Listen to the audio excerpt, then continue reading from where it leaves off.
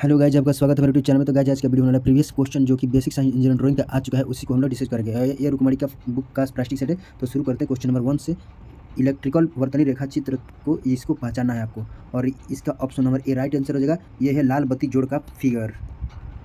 और आगे देखते हैं गाइज, क्वेश्चन नंबर 2 बोल रहा है कि सर्किट आरेख में प्रयोग होने वाले प्रतीक का नाम बताए। इसका आपको नाम बताना है, और ये option number B right answer हो जाएगा। ये एक बजर है और इसका सेम टू उल्टा जो होता है फिगर उल्टा हो जाएगा, तो ये घंटी का चिन्ह है, यानी घंटा का चिन्ह हो जाएगा। और 3 नंबर क्वेश्चन बोल रहा है, 3 नंबर क्वेश्चन बोल के दिए गए चिन्ह का परिष्कृत है, यानी आपको पहचाना है इसको, जो कि ये option number A right answer हो जाएगा आपका। ये option number A right answer हो जाएगा। ये एसी जनरेटर का दर्शाता है, एसी जनरेटर को दर्शाता है। और 4 नंबर क्वेश्चन में आपको ये बताना है जो दिया है ये क्या दर्शाता है। तो ये दर्शाएगा आपका option number B right answer हो जाएगा, यानी फ्यूज के लिए अल्टरनेटिव चिन्ह का कार्य करता है। फ्यूज के लिए अल्टरनेटिव चिन्ह का कार्य करता है।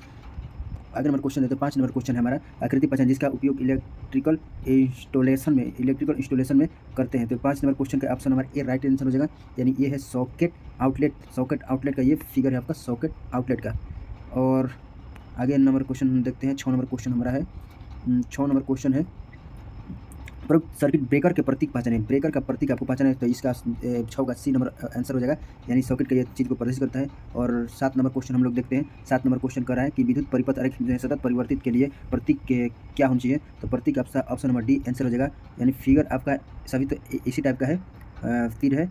और इसमें क्या होता है कि एक यहाँ पर क्रॉस का चिन्ह है, सॉरी क्रॉस नहीं, ये आपका एक नॉर्मल चिन्ह हो जाएगा। तो ऐसे पहचान लीजिएगा किसको, तो आप विद्युत परिपथ के सतत परिवर्तन को। चलिए 8 नंबर क्वेश्चन हम लोग देखते हैं। 8 नंबर क्वेश्चन कहता है कि डिस्ट और प्रतिवर्ती विद्युत धारा के प्रतीक को पहचाना है। डिस्ट और विद्युत प्रतिवर्ती धारा को पहचाना है। ऑप्शन नंबर सी आपका राइट आंसर हो जाएगा। और ऑप्शन नंबर क्वेश्चन नंबर 9 का डिस्ट विद्युत धारा जनित्र के साधारण प्रतीक को चुनिए। तो ये आपको साधारण प्रतीक का बताए थे, जो कि पिछले बार ये है, जो कि विद्युत धारा है। तो डिस्ट धारा को ही हम लोग ऐसी धारा कहते हैं। और आगे हम लोग बढ़ते हैं, इलेक्ट्रिकल और इलेक्ट्रॉनिक सर्किट में हेडफोन आपको सिंपल दिख रहा होगा, हेडफोन जैसा दिख रहा है। ये ऑप्शन नंबर बी आपका राइट आंसर हो जाएगा। और 11 नंबर प्रतीक का आपका चयन करना है, यह भी एक प्रतीक है, तो इसको बताना है आपको। तो 11 नंबर का ऑप्शन नंबर बी हो जाएगा। ये गतिशील लोह ये यंत्र है, जो ये फिगर है आपका, तो ये है गतिशील लोह यंत्र। ऑप्शन नंबर 12 देखते हैं। ऑप्शन नंबर 12 में बोल रहा है, ऑप्शन नंबर 12 में इलेक्ट्रिकल और इलेक्ट्रॉनिक्स परिपथ के रेखाचित्र में इस प्रतीक को पहचानना है। इस प्रतीक को आपको ऑप्शन नंबर आपका कौन सा है सही बताना है। तो ऑप्शन नंबर आपका राइट आंसर हो जाएगा ए गैल्वेनोमीटर, ये है गैल्वेनोमीटर। और आगे हम लोग 13 नंबर क्वेश्चन देखते हैं। 13 नंबर क्वेश्चन कह रहा है कि इलेक्ट्रिकल परिपथ रेखाचित्र में प्रतीक के नाम पहचान। इस प्रतीक को आपको पहचानना है। तो ये प्रतीक का आंसर ए हो जाएगा। इस क्वेश्चन का आंसर हो जाएगा ए, यानी गतिशील कुंडली यंत्र रेक्टिफायर के साथ होता है। गतिशील कुंडली यंत्र रेक्टिफायर के साथ होता है। और 14 नंबर क्वेश्चन आपका बोल रहा है कि इलेक्ट्रिकल परिपथ रेखाचित्र में प्रतीक के नाम बताए। इस प्रतीक का आपको नाम बताना है। तो इसका आंसर हो जाएगा ऑप्शन नंबर सी, यानी ये स्लिप है, फिसला हुआ रिंग के ऊपर ब्रश करने के लिए दर्शाता है।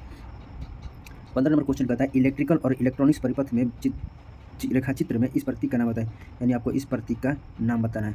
इस प्रतीक का आपको नाम बताना है।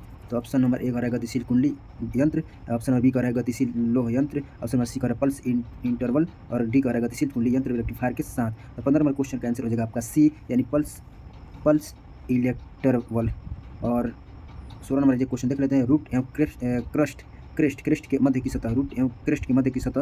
ऑप्शन नंबर आपका राइट आंसर हो जाएगा 16 का डी, यानी प्लैंक होता है, प्लैंक कहते हैं। यानी रूट एवं क्रेस्ट के मध्य की सतह को हम प्लैंक कहते हैं। तो हमारा 17 नंबर क्वेश्चन देखते हैं गाइज। 17 नंबर क्वेश्चन, चूड़ी के भाग रूट के क्रेस्ट के बीच की लंबवतमक दूरी को क्या कहते हैं। तो ऑप्शन नंबर आपका सी हो जाएगा चूड़ी की गहराई। ऑप्शन नंबर सी हो जाएगा चूड़ी गहराई, यानी चूड़ी के भाग रूट एवं क्रफ्ट के मध्य की लंबवत दूरी को क्या कहते हैं। तो चूड़ी की गहराई कहते हैं। अब क्वेश्चन नंबर डी कह रहा है कि चूड़ी के संलग्न रूट एवं पृष्ठ की मध्य की दूरी को क्या कहते हैं। आपको ऑप्शन नंबर ए, यानी जो लीड है, ये राइट आंसर हो जाएगा। यानी चूड़ी के संलग्न रूट एवं क्रेस्ट की मध्य दूरी को हम लीड कहते हैं। ठीक, तो क्वेश्चन नंबर हम 19 देखते हैं। चूड़ी के बड़े व्यास तथा छोटे व्यास का अंतर, चूड़ी के बड़े व्यास तथा छोटे व्यास का अंतर खालिस्तान कहलाता है। आपका ऑप्शन सी राइट हो जाएगा। यह चूड़ी की गहराई कहलाता है, यानी चूड़ी के बड़े व्यास तथा छोटे व्यास के अंतर को चूड़ी की गहराई हम लोग कहते हैं।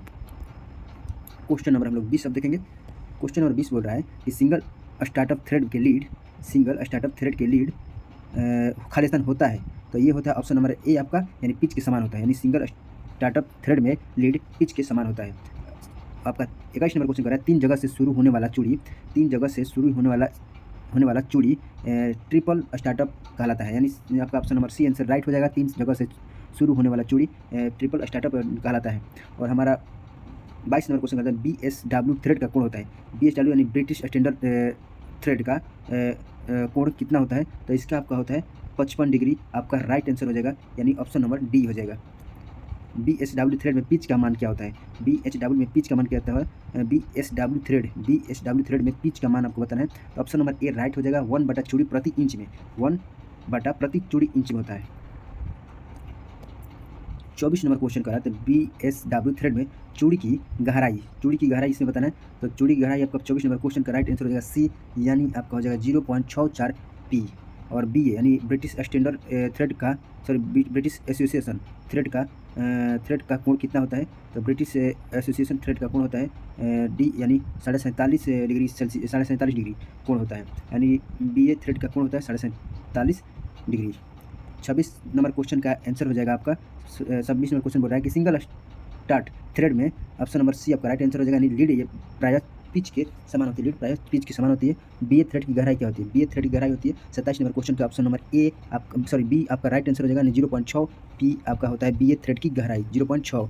और यहाँ पर याद रखिएगा, ये क्वेश्चन दोनों इंपॉर्टेंट है। BSW थ्रेड में चूड़ी की गहराई होती है, चूड़ी गहराई कहेगा तो चूड़ी गहराई कहेगा गाइज, यानी BSW चूड़ी की गहराई कहेगा तो 0.64 पी हो जाएगा। लेकिन BS थ्रेड की गहराई सिर्फ कहेगा तो 0.6 हो जाएगा, 60 पी। अब मीट्रिक थ्रेड का कोण कितना होता है? मीट्रिक थ्रेड का कोण होता है गाइज आपका हो जाएगा 60 डिग्री, यानी 60 डिग्री आपका हो जाएगा।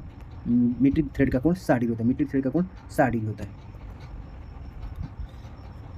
चलिए थोड़ा सा इसको जूम करते हैं और अच्छा से दिखेगा।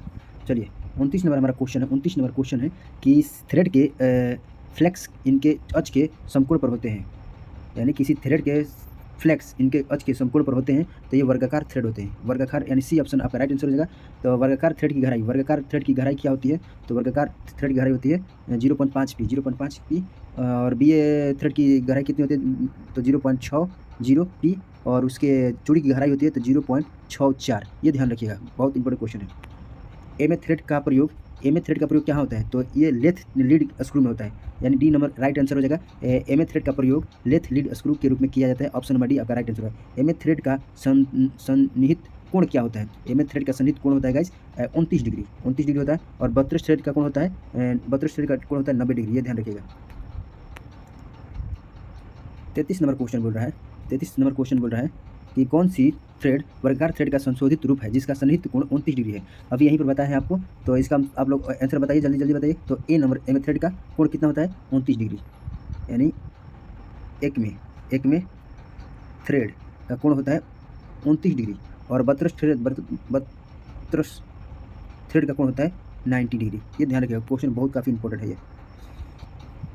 34 नंबर क्वेश्चन बोल रहा है कि किस थ्रेड के रूट एवं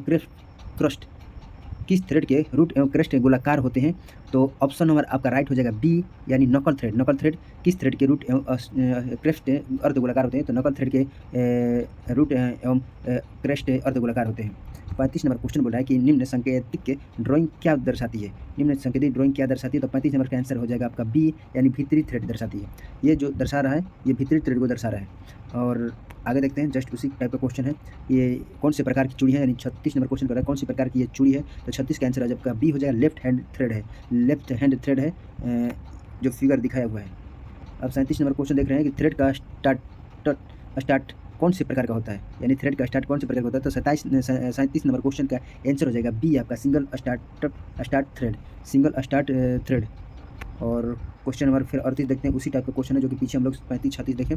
तो बोल रहा है चूड़ी का प्रकार बताना है, इस भी चूड़ी का प्रकार बताना है। तो 38 का आपका भी बी आंसर हो जाएगा, यानी सिंगल स्टार्ट थ्रेड है। ये भी सिंगल स्टार्ट थ्रेड है क्योंकि एक दिशा में घुमा हुआ है।